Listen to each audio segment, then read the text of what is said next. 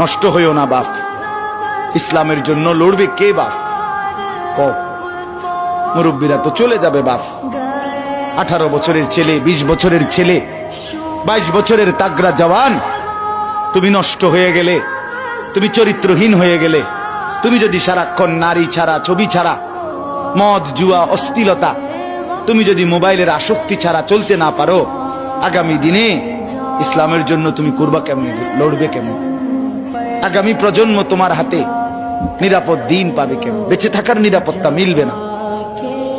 বেঁচে থাকা 53 বছর বাংলাদেশের বয়স, 53 বছরের সমাজে বেনামাজির সংখ্যা যদি এত বেশি হয়, 53 বছরের ভিতরে মোবাইলে আসক্ত যুবকের সংখ্যা যদি এত বেশি হয়, 53 বছরের ভিতরে বেপর্দা নারীর পরিমাণ যদি এত বেশি হয়, এত মসজিদ মাদ্রাসা চারদিকে থাকার পরেও যদি এই মসজিদ মাদ্রাসা ষড়যন্ত্রের কারণে কমে যায়,